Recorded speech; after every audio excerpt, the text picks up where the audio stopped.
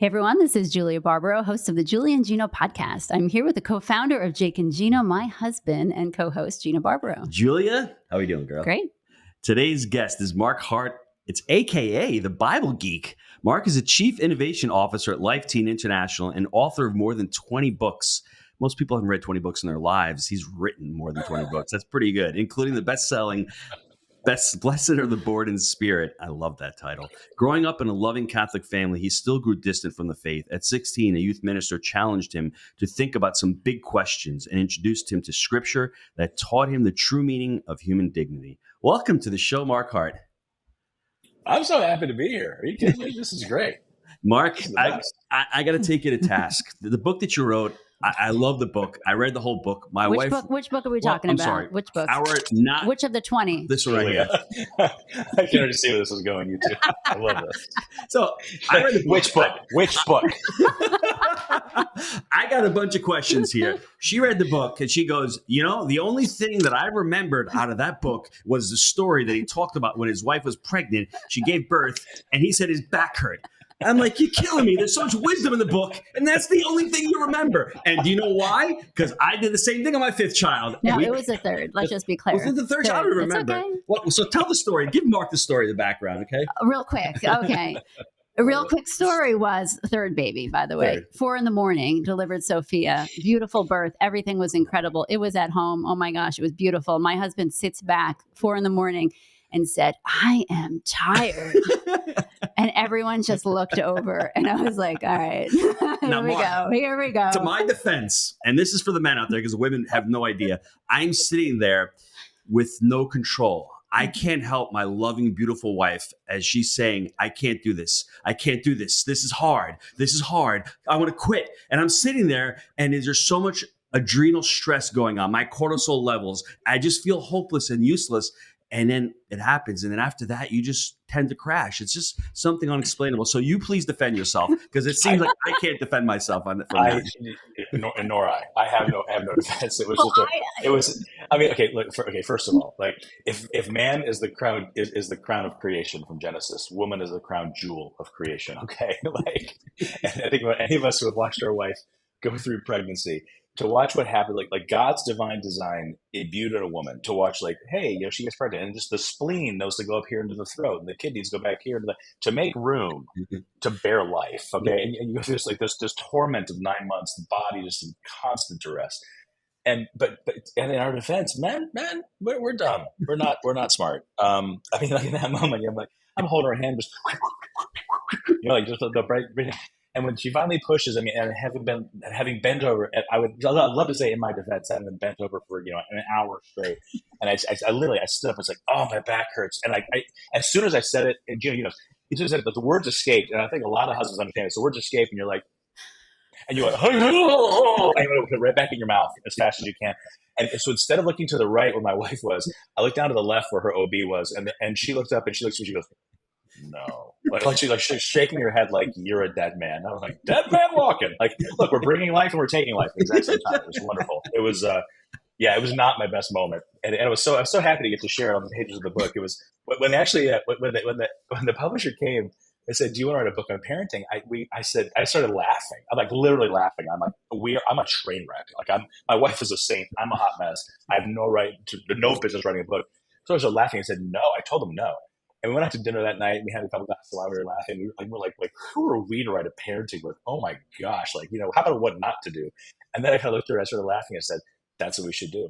We should write a book where we share all of our failures and all of our most embarrassing moments, and it should be like a what not to do for parents. Like if we can just share our story, every Catholic parent, every Christian parent, every parent out there is going to feel like, oh my gosh, we're not that bad. Like it's great. Like they're not pole vaulting, they're limboing now. Okay, we set the bar so low. That's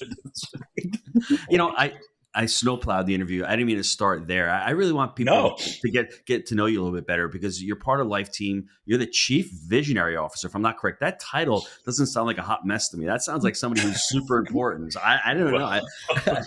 Let me tell you, it's actually chief innovation officer. I'm very, chief very innovation officer. Some days I'll get you a cup of coffee if you really like it. No, I'm in my 6th year. I started my 6th year with Life Team International, and it's been a beautiful and crazy journey. I think I've had like 6 different business cards over, the last 26 years. But, I think what I love most about Life Teen is that, even though the gospel doesn't change and Christ doesn't change and his teachings don't change, the world changes, right? So how we translate, for lack of a better term, the gospel for people, and that's not just for teenagers and preteens, for middle schoolers and high schoolers, which we kind of that's our that's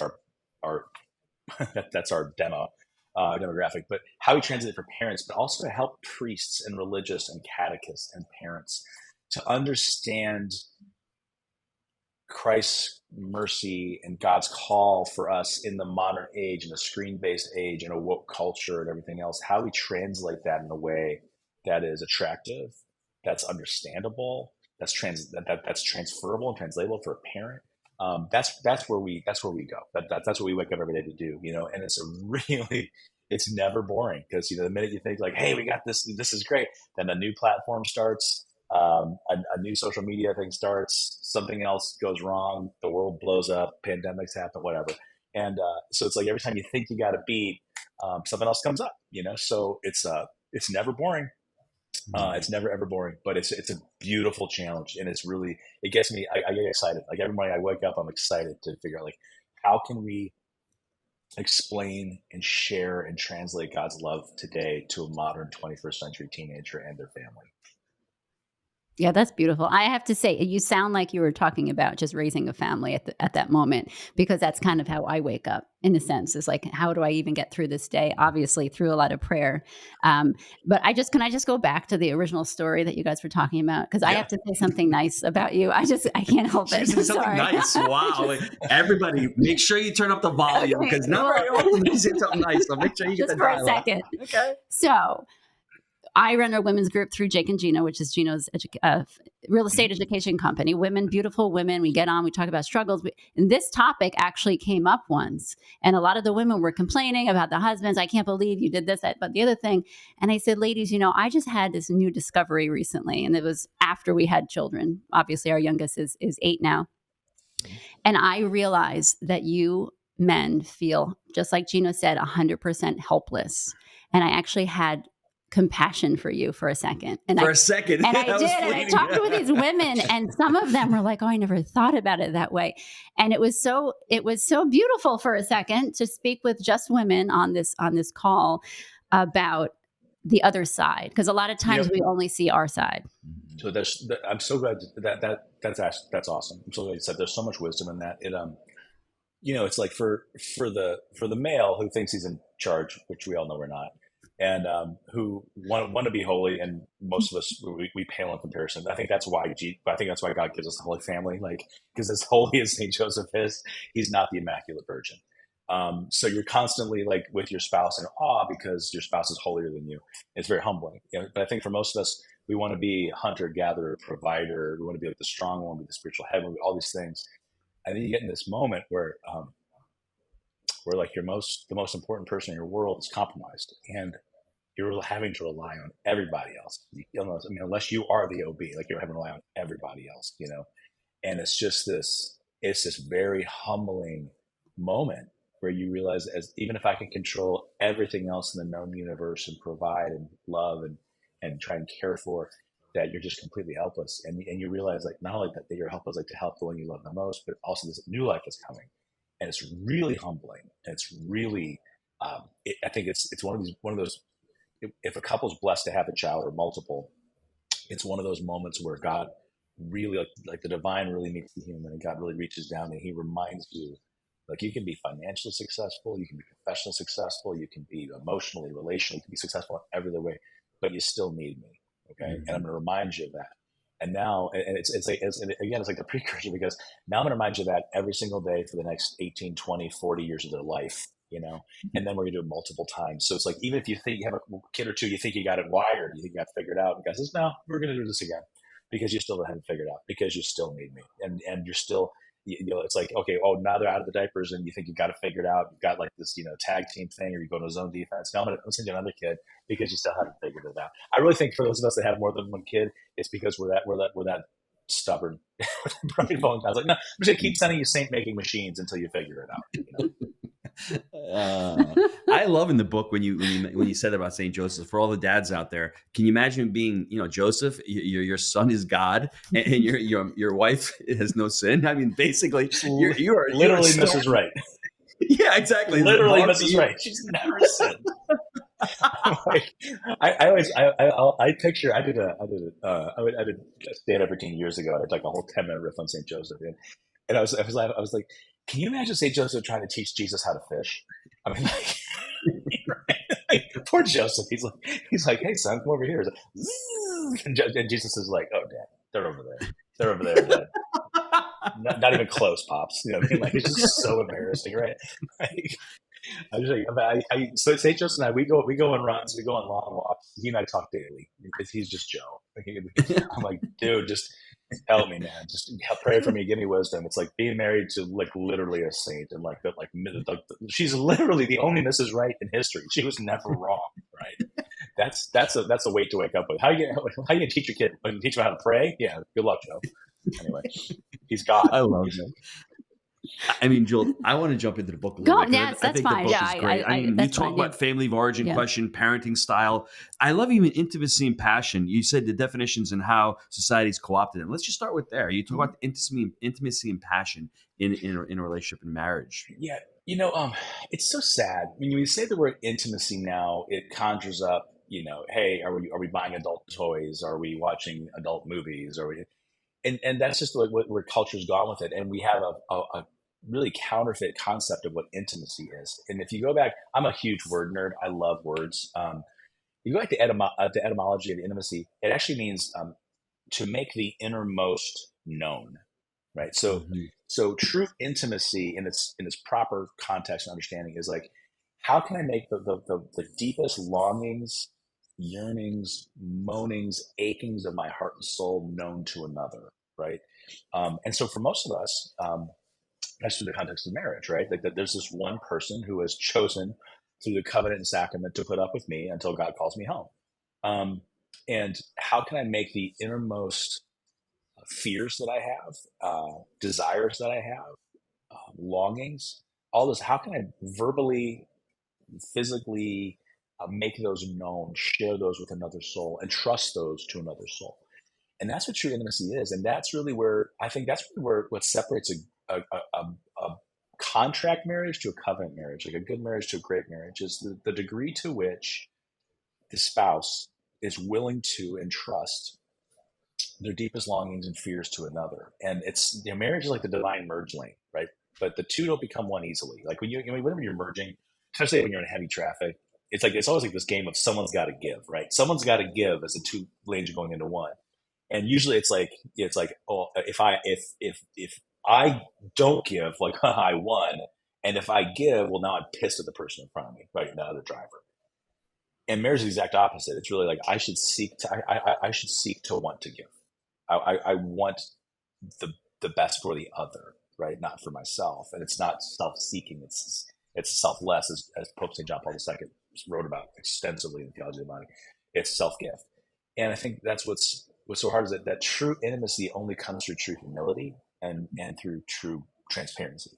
And humility and transparency in a YouTube selfie culture are really, really hard to come by, right? Because everyone's kind of trying to get their own, trying to carve out their own space, and it's almost seen as a sign of weakness. But we know in marriage is that what is seen by the world as weakness in marriage is meekness and is humility.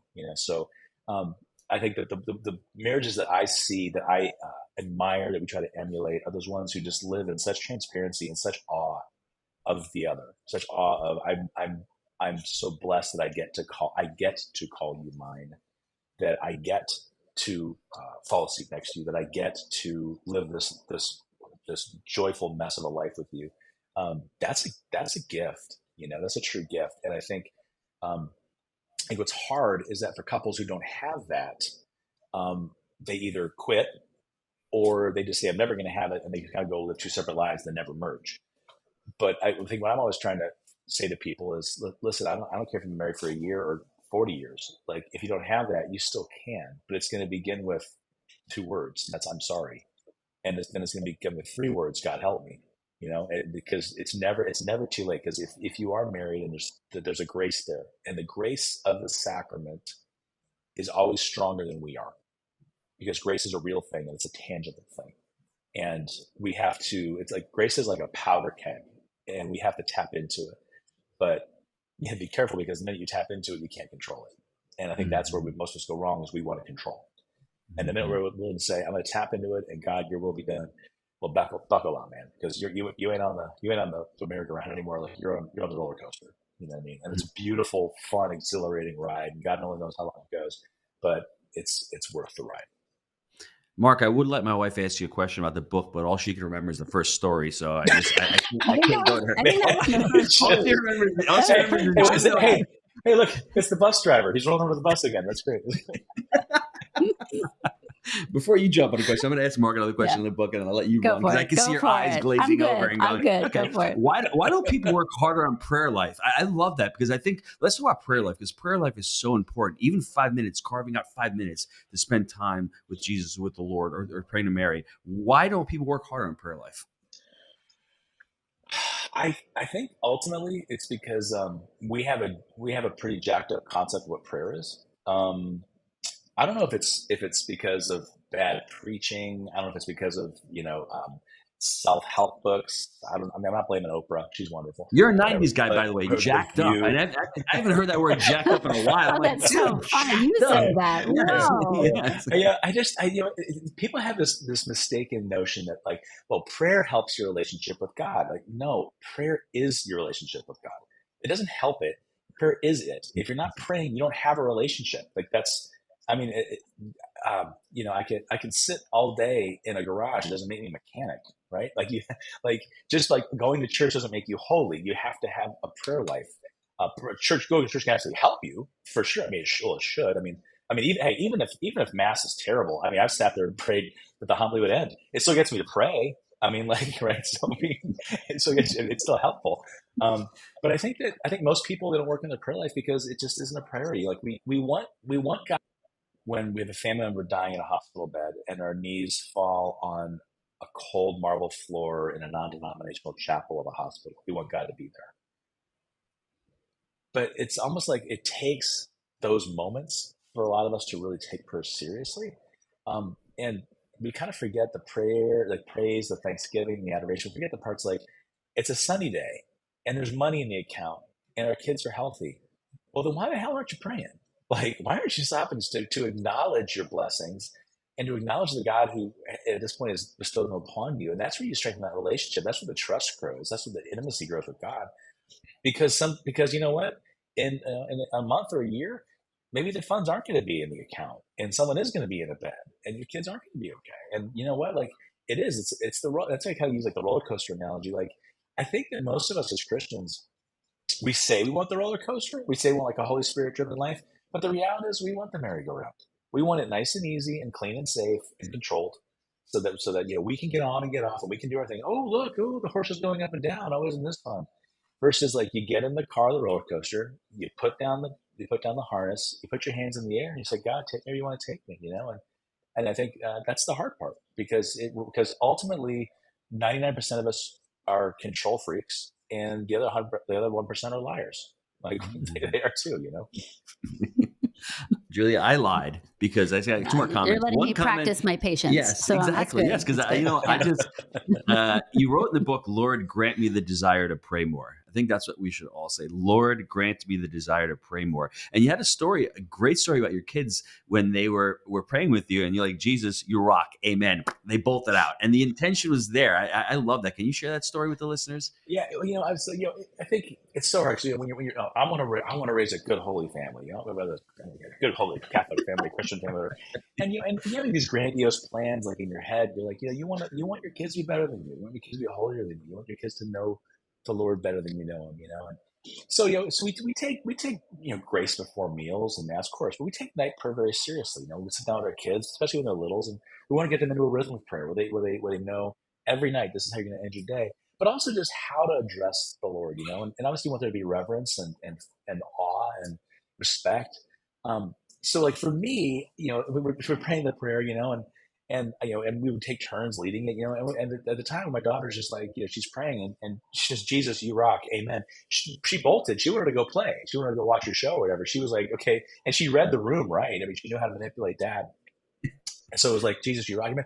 And I kind of recalled the couch and look at my wife. I'm like, oh my gosh, I'm a failure. I suck. Like, we're two terrible parents. Like, that's what she had. Like, and then the more we kind of, I got sat with it and reflected on it. I'm like, well, what was I wanting? Was I wanting her to pray like a rosary backwards in Latin on her knees? Like, what was I going for here? Do I want her to know the Lord or know prayers?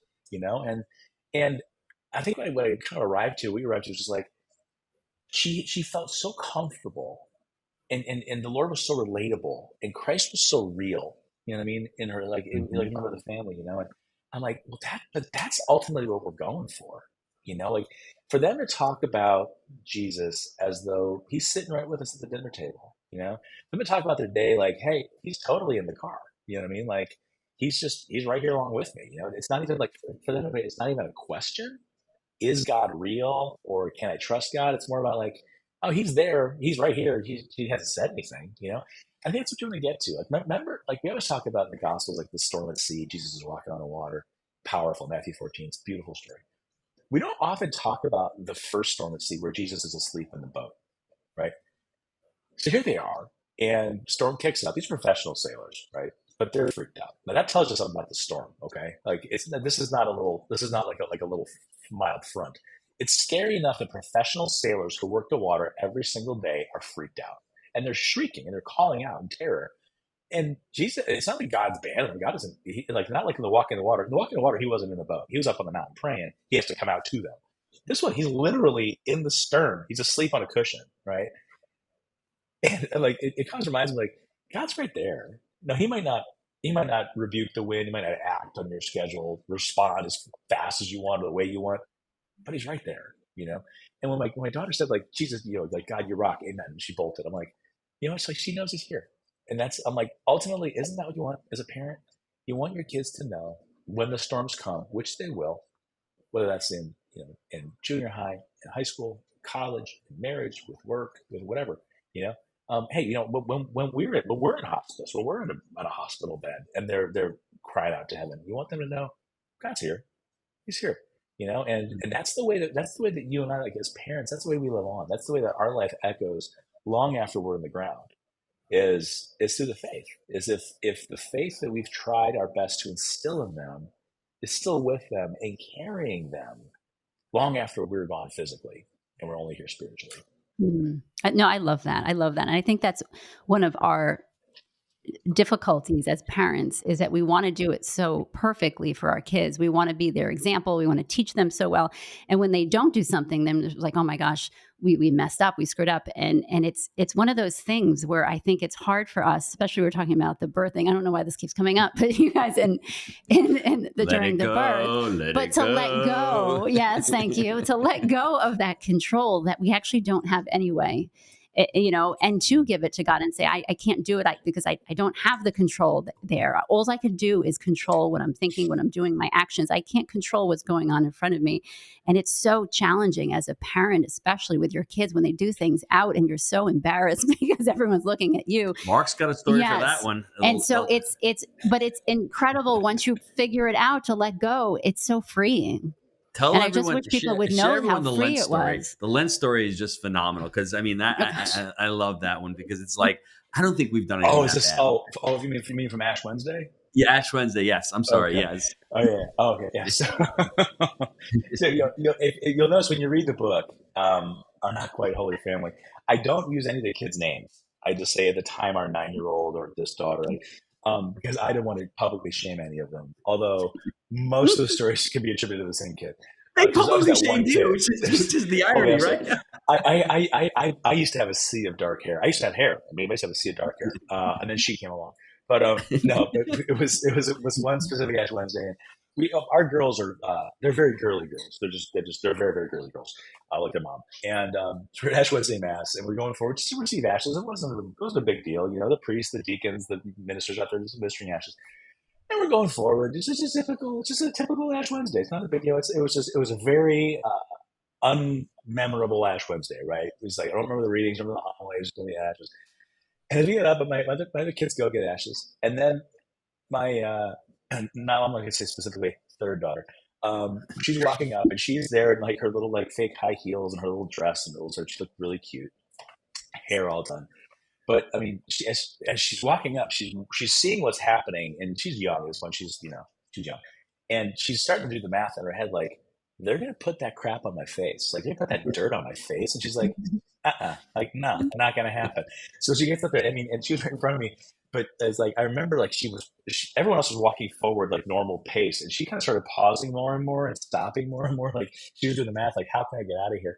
And so she gets up there, it's her turn to see the ashes, and they go in and give her the ashes, and she dodges. She bolts to the right, and then the person that visibly they got to go, and she bolts to the left. And I'm like, oh, good God, I see where this is going, and I'm just mortified. It's like the bad Catholic dad behind her, like this is so embarrassing. And finally, they go in right before they get to her forehead. She just subconsciously, automatically just reaches out and just smacks the hand, smacks the bowl. It goes flying, ashes asunder, and I'm just like, holy crap, we have to change churches. Like, our hearts cannot come back. Like, we're the worst parents in the history of the world. And of course, my wife, what does she do? She starts walking faster, right back to the pew, like, hey, get a hold of your kid, buddy. Get a hold of your kid, buddy. Like, who's that? Who's that terrible parent? I'm just like, oh. She was getting you back. She was getting you she back. She absolutely was. Yeah. We had so many moments. I mean, I had one point years ago that literally the former pastor, who was a good dear friend of mine, literally looked over to where we sat, and he shushed our section because our kids were talking. Like, he shushed us in the middle of mass. He's looking at me, he's like, I'm just like, hey, we're the heart, we're a mess. Hey, so glad we're here. Thanks. We'd have our Irish priest say to us, Cecilio. That's it. I'm reading this book, and I'm so thankful that you had to go through all this, and we didn't yet. So thank you, Mark. I told you, lowering the bar, everybody. No need a pole vault, just limbo. Your book is only 130 pages. Our book would be 300 pages. Our book. You kidding me? Like, no. It's 130 pages of what we're allowed to publicly share. The other stuff we have our kids in therapy until they're 80. Okay, if they remembered it. I'm hoping they forget. So. Yeah, I love that. No, I love that you share. I'm curious, you do work with your wife. Your kids are obviously involved. You're sharing stories about, their childhood, your parenting skills. Because I just realized that this morning when my daughter's trying to watch one of our podcasts. I'm like, should she know all this? Like, I don't know if this is okay. Well, this is okay. Yeah. What is your view on that? Tell me about that. Tell me about the dynamics between, your wife working together, your kids. Your kids are involved. Yeah, actually, yeah. Our oldest is about to turn 21, and she's on core at our parish. She's on core for Life Team. So she is a leader for high schoolers. Then we have two in high school and Life Team. But one of them is actually on core for the middle school program. So they're very, very involved, very integrated in the parish. I'm very proud of their amazing girls. And we have the dude. We only have one boy. He's last. He's in high school. I think working in terms of transparency and what you share, I think that's definitely different for every couple. We have brokenness that we'll share on the couch with them because we want to model. Hey, that marriage is hard. The marriage is work. The marriage takes a lot of humility and give and take and a lot of conversation. Then obviously there's topics and situations that are only discussed, behind closed doors in the bedroom when the kids are out, that kind of thing. And I think that's pretty much common sense. But I think for us, our kind of hard and fast rule is, if it's something that's a deep wound in the marriage or something we're still working through, or that comes up, we're working through, we don't work through it in front of the kids, right? If it's something that's like, hey, we know the right answer, this is a good learning lesson, a good life moment, and they can see, kids always like, if you're fighting or if there's tension, they can tell, and I think there is a healthiness there for parents to be like, hey, like my wife is like, I'm not very happy with your father right now. You know what I mean? And I think she'll acknowledge it. She'll call it out. And as humbling as that is as the dad, that also puts me on notice and gives me the opportunity to say, yeah, you know what? Dad was bonehead. Dad was stupid. And I didn't react to this the right way. And mom has a right to be mad at me. And to be able to air that out in a way where they can kind of see the conversation, and then that allows her to work off of hopefully humility on my part, right? Broken turn her heart. It gives them a visible example of conflict resolution. You know what I mean? Because anytime a couple says, "Oh, we never fight," that's a flag for me. That was kind of worries me when the couple says, "I don't fight." And I'm not saying that couples, you should go, you're a bad couple. I'm not saying that, but that sometimes what that signals to me is there's probably a lot of unresolved things that are kind of lying in wait and building up. And if that happens, then resentment builds up. And if that happens, then that thing's going to explode at some point. It's not going to be good. So I think that it's like a if you have like an Instapot, like, or a pressure cooker, you know what I mean? Like once it hits a thing, the pressure has to release, or you have to hit the thing, let the pressure release. You have to, you know. So I think there's a healthiness in that. So we have we have a rule like, hey, if we know we're going to be good, we're just kind of working through the thing, we can bring the kids into it, and that offers an opportunity for me to say, I want to be like, for my daughter specifically, like I want to model for you the guy I want you to bring home. Do you know what I mean? I want to model for you the guy I want to ask for your hand. And that's a challenge, you know, and that takes a lot of, I mean, I've swallowed a lot of volleyballs of pride. I mean, wow, a lot. But it was funny, like you mentioned, like working together. So my wife, you know, she's a stay-at-home mom. She has been for 20 years. And that's just, it's a beautiful, wonderful vocation that she embraces. And that's just kind of what we decided for our family. But we've done 3 books together now, not because we haven't figured out. What was funny was the first time we were going to write a book, we sat down to write it. We got into a fight, and it took like a couple of days, like for it to really get back to. We sat down again, second time, got in a fight again. And we were sitting in our prayer room, like, and we're arguing, like we're supposed to be like writing this book about marriage. It was just, you know, and then we started, like, we actually ultimately started laughing, and we prayed. We're like, you know what, this is a really good sign. This is a really good sign. Like, this is like, if the devil attacks you that fast, you know what I mean, like then you got something that the Lord wants to share, you know. It says in Romans 7:21, it says, when you seek to do good, evil will be at hand, right? When you seek to do good, evil will be at hand. So I always say to like couples, like, hey, you know what, like, if you're trying, I mean, if you're really trying, here you are, look, you did like, you don't have to do a podcast. It's not like you're looking for more work, right? You're like, no, we felt called to do it. It takes a lot of work. I mean, and not just like the equipment, the time, the schedule. It takes work. You still have to communicate. You got to figure it out.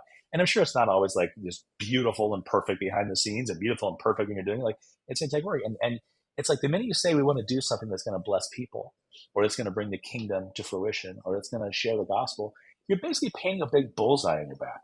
And you don't even have to. You don't have to have a podcast or be on stage to do that. Any couple who's trying to live a holy life and trying to raise holy kids, you've painted a bullseye on your back. Okay, and that's why Venerable Fulton Sheen said, and he wrote an amazing book, the best book I've ever read about marriage, called 3 to Get Married. And it's this concept of marriage, like the Trinity, is 1 + 1 + 1 = 1. Right? So it takes the husband and the wife and God. It says in Ecclesiastes 4, it's a 3-ply cord that's not easily broken. If you have the man and the woman and God, that's when it's a true sacrament. And I think that's what's sorely lacking in so many marriages, where people feel like we're good but not great, or it's okay but not good, is that a lot of times we're missing the God aspect. We're missing the God part of the 3-ply cord. A 2-ply cord you can pull right apart. A 3-ply cord, give it your best shot, it's not going to happen. And that's why the 1 + 1 + 1 = 1 is this divine sacramental math. And the more that we remember that third person in the marriage, the stronger the marriage is. Mark, that explains why this podcast almost not got started. You see how my wife is laughing? She already knows where I'm going. It's pretty good that you can feel me, baby. You feel the energy. I can read your mind. We're in my mom's basement about 4 years ago, and it was our second interview. And I said something that I probably shouldn't have said. I called her really lazy when we got married. I didn't mean it that way. And I always have to like back it up by saying, oh, time out. It's because, you know, now you've got 6 kids. You do 4 loads of laundry. I feel like you're still defending yourself. Yes, I'm still trying to defend myself. Right. It's okay. But it's really funny how Mark said it. We're trying to do something really good, and the way I help. Amazing, because we actually fought just like you guys did for 2 days. And I'm like, forget it. We're not doing it. And it was over, 100% done. And then I'm like, well, that's dumb of us. That's childish of us. And we did it. And I got to tell you, I love what you said, because we have helped in a sense, or assisted in helping so many marriages through just this. Mm-hmm. And I have these women's groups that we have through it. And I just think about that sometimes, all the things people would have missed out on, I would have missed out on. And I just encourage everyone listening, if there's something like Mark said, if you have a call to do something, yes, it might be difficult, but just keep going. Mm-hmm. My gosh. I mean, if only the qualified and holy people did stuff, there wouldn't be anything. Okay. Like, think about it this way. Okay. So God looks down and goes, who should lead the Israelites out of Egypt? You got Aaron. The dude's a priest, and he's eloquent. He goes, nah, I want his brother, the stuttering murderer. Okay, and you're like, wait, whoa. No, you got Aaron. He's a priest. He can preach. No. I want the stuttering murderer. Like, how about the New Testament? You got Stephen, okay, first deacon, so in love with God as he's being stoned to death. He's forgiving people and still preaching. He's still preaching a sermon. Hey, he should be the leader of the church. And he's like, no, too obvious. Give me Saul. Give me the guy who's handing people the rocks. I'm like, if you're waiting to be perfect, you're going to be waiting a long time. Get out there and do something, man. It's just me. Okay, I'll get off my soapbox. I love it. I love that. This is so awesome. No, really. It's funny because we actually were at the President's Gathering a couple of weeks ago with you. We actually didn't officially meet you, but here we are. And you told a couple of the stories, especially about the parade with God, having God that third in your marriage. And I was like, man, we got to get that on. How am I going to get that message out? And here we are. So I just think. Well, I should, because the first time I tried braiding my daughter's hair, I'm just like wrapping straight. I came from a family of boys, wrapping them up. And my wife's like, "What are you doing?" I'm like, "Well, how am I supposed to know how to do that? I came from a family of boys. I'm just tying knots, I think she's still getting knots out 10 years later, 15 years later. Yeah. Dude. Mark, just tell the listeners how they can get a hold of you, work with Life Team, and where they can learn more about what you're doing, buying your books. Just give me a couple of places where people can get more information about you. So Life Team, we're in our 38th year. I'm blessed to say, it's been a wonderful journey. So we exist to help parishes do a better job. Parishes and parents do a better job reaching out to today's teenagers. So we have summer camps, we have training conferences, we have youth conferences. We have resources. So basically the idea is that we exist to create resources for parishes so that priests and religious and youth ministers don't have to do all that heavy lifting, don't have to figure out how to write a teaching or pull off a video. They can just spend time, because it's about relational ministry. You spend time with young people, that's going to change their life. So you visit lifeteam.com. You can see we're all over the world. We're in 26 countries. We're all across the U.S. Parishes big and small, urban and rural, suburban. So there's training opportunities. If you're a parent, you say you're a volunteer, you want to volunteer with your youth group, and you're like, I don't know anything about teenagers. We're here to help you. We'll translate the gospel for you and help you do it. And then in terms of just me, you can find me on Facebook. It's just Mark Hart, the Bible Geek. You can find me at BibleGeek.com. I do for Life Team, I do a weekly video, about a 6-minute video reflection called Summit. You can find on YouTube. That's just about the weekly readings. Just to kind of help connect the dots, because you don't really understand the backstory of the reading. Sometimes you can walk in and then your whole first half of Mass is all dependent upon whether or not the preaching is good and the homily is good. And that's a pretty tall order. That's a lot to put on our guys. And then if you're looking for books, if you're looking for something to help put you to sleep at night, you go to Amazon.com. You can just type in my name. And I over the last 20 years, done a lot of different books just for every different audience, every different Catholic audience, young and old, different topics. And then I also have, I've been really blessed. I have a great relationship with Ascension Press. They do wonderful stuff for the church. People probably are familiar with Father Mike Schmitz and his Bible in the Air. He's a good friend. So I've done several different video series, which you can watch online, or DVD series. If you want to just dive deeper into scripture, dive deeper into the Mass, evangelization, that kind of a thing. So I'm like a kid in a candy store. I get to do a lot of different things. I'm like the most blessed man on the planet. It's amazing. Mark, I should have asked this question before, and because I think for us, Life Team's been transformational for our kids. Our oldest kid is Gabriella. She's working at Cove Crest right now. My son's going back for the summer. My 2 younger kids are going to camp. They went to camp last year. Why should parents send their kids? I can answer it real quick, but I'd like to hear your story. You need to have your kids involved in the faith early on, so when they go to college, they have that faith ingrounded in them and they don't leave the church. Can you expand upon that and tell the parents out there, listen, this has been an amazing journey for my family, for the Barbaros, and for everyone who's part of Life Team. If you want to continue the tradition of handing down faith to your children, because that's really important. Before we wrap the show up, I want parents listening out there just to say, hey, this is a great, I guess, gift to give children. Yeah. Moses in Deuteronomy, before he dies, he says something. He says a lot of profound stuff, but he says something very profound. This is wisdom from 3,600 years ago. He says, "Love the Lord your God with all your heart, mind, soul, and strength." And then he says these words in Deuteronomy 6. He says, "Drill this into your children. Speak about it, whether you're at work or at rest, whether you're at home or whether you're away. Like, drill these words into your children." Okay, write them, put them as a pendant on your forehead, and put it on the doorpost of your house. Like basically what Moses is saying is your success, if God sends you kids, if he chooses to send you children, your success will not be judged by what's in your will. Your success will be judged by if you introduce them to the Father's will. So you can die penniless, but you will be heralded as a saint in heaven if your kids know God and if they love God with all their heart, mind, soul, and strength. The reason that I would advocate for any parent, I'd say, yes, please send your kids to camp. Is not because we need more kids to go to camp. We have a wait list. Like we're trying to build more camps, to be honest, like because there's such a need. But if you spend time with a modern teenager, and I mean really spend time with a preteen, middle school, or high school, you really spend time with a modern teenager. I just want to say to parents, you have to let go of the concept of what you remember from your teenagers, of what teenage life was like. Okay, before social media, before everyone had a smartphone. I mean, like before we were such a woke culture, you have to let go of everything that you remember from your adolescent years. Yes, desires are still the same as when you were a teenager, but the playing board has changed dramatically, and it continues to change. If you really want to do something amazing for your kids, send them like to a camp. Like we'll do 3-day conferences, youth conferences, and they're great. But you can only do so much in 48 hours.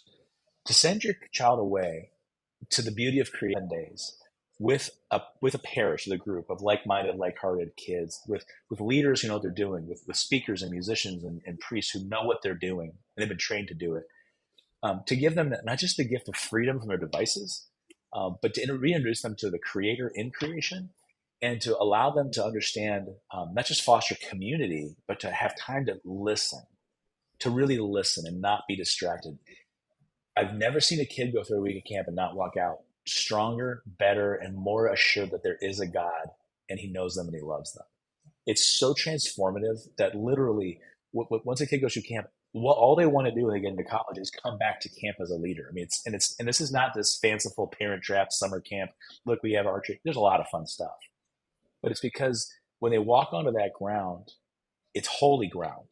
You know, when they leave, they view it as holy ground. That field where they had messy games, that creek, you know, that waterfall, that the rapids, the blob in the lake, like those are like cathedrals in a teenage mind, because this is where they've experienced God in a profound way, and they know maybe for the first time in their 12 or 16-year-old life that God is real.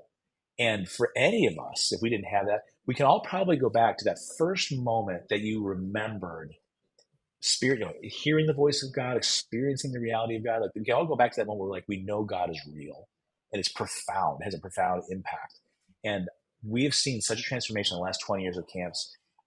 It's amazing. I mean, the vocations, the holy marriages that have come out of these weeks of camp, the stories are too many, they're too numerous to tell, but they're legit and they're tangible. And I mean, as evidenced by your family, like the fact that you have that your kids are all, they're heading back. It's once you get into that mindset, it's sort of like, it's not even a question. Like I'll build my summer job, I'll build my everything around this, because even if all heck broke loose in my semesters, I know like, this is my due north. Like this is where I'm anchored. And I know that when I go there, I know that God is there, and I know that the people around there are like-minded, like-hearted, and I know that I'm loved. And what a beautiful testament in the middle of this culture we're living in to know there's a place like that. We should all be so lucky. I've been advocating we need to have adult camps. We really do. Yes, please. We're all going to go, right? Julia, take us home. No, Julia. I'm just thankful. I'm thankful that you joined us, because your message is absolutely incredible. And I just want to thank you for putting yourself out there and sharing this with other people. You know, you bring your family in and you're teaching about how to have a holy family. I know that's not the book, but because it's a struggle and it takes a lot of effort. And I know the two of you men, especially, you know, you have a huge challenge ahead of you. You know, I feel like us women, we're okay. Not, you know what I mean? You know what I'm talking about. Know. You have a bigger challenge in my view anyway. And I just want to thank you for that. And just encourage all the men out there to be like Mark and Gino. Mark, thank you. Aim way higher. Way higher. You know what I mean by that. You two are, no, I know. You two are tremendous. I'm so glad you're doing this. I think it's just, you know, again, it takes a lot of extra work. And I really hope that all those who listen really do understand where it's coming from. Because you don't have to take this on. You have enough going on in your lives. And I think it's a beautiful testament to you two as friends and as a couple. And I think it's just I think God's blessing a lot of people through you all. So thank you. Thanks for doing what you're doing. I appreciate that, Thanks, Mark. Mark. I'm Gino. She's Julia. And we are Julia and Gino. Oh, so cheesy. I Thanks, can't take everybody. it.